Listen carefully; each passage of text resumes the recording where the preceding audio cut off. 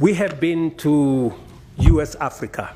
We have been to some other engagement with other countries. Now we have been invited for Russia-Africa Summit.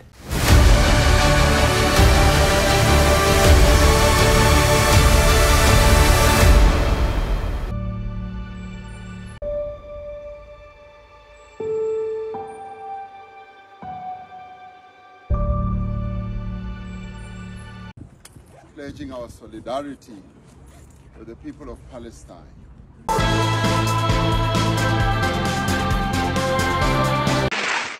When it comes to Africa, I'm sure many people in this audience will have made the same observations.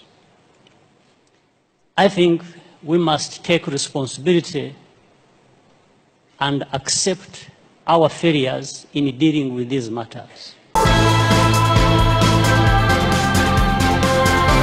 By 1900, the whole of Africa had been colonized except for Ethiopia. We have made a decision, very respectfully as heads of state in Africa, that any engagement with other partners must be an engagement of equals. And for it to be meaningful, if we are going to meet the president of a country, we have organized ourselves that the Troika is going to represent Africa. The chair, the current chair, the past chair, the chair that is coming, and the heads of our regional economic commissions, about 6-7 people.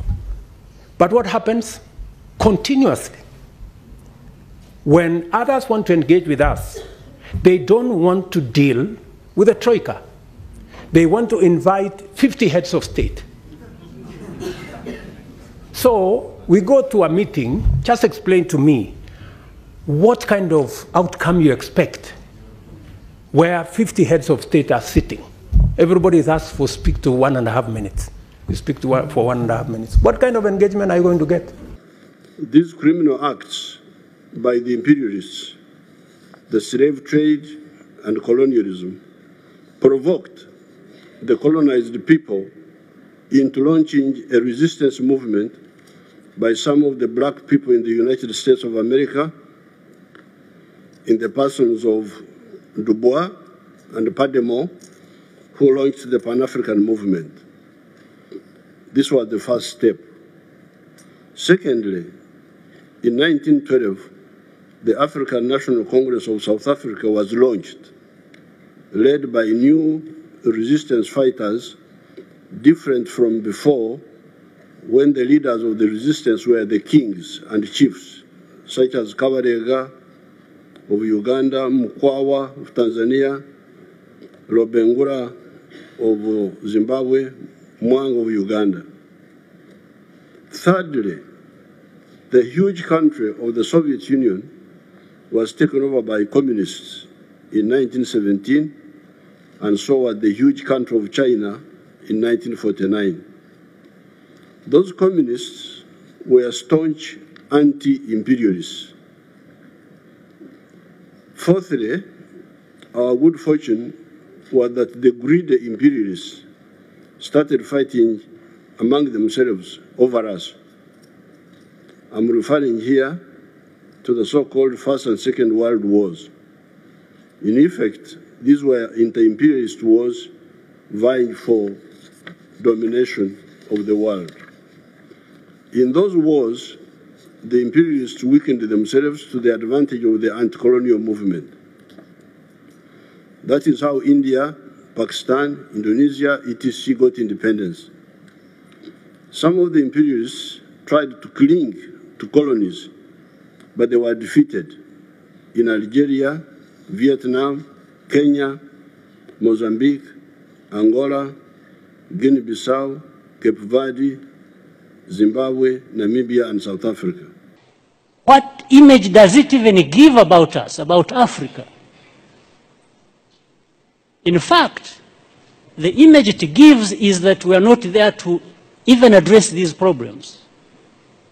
We are there for a photo opportunity. We are happy to sit there in Paris with the President of France and address, and just talk about addressing problems.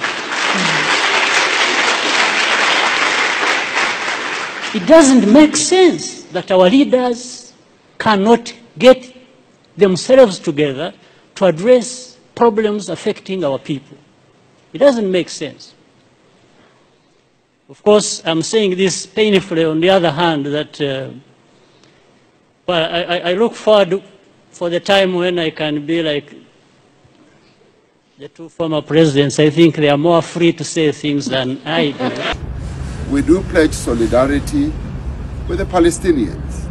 And as the African National Congress, we have always pledged our solidarity with them, and we've always insisted that the only solution for the problems in the Middle East, particularly between Israel and Palestine, is a two-state solution based on the 1967 borders as approved by the world community and the United Nations. Now, the violation of the rights of the Palestinians, that has manifested itself through the occupation of their land, through bringing in settlers so close and into their land, is something that is causing a great deal of concern and has possibly sparked off this conflict that is now unfolding.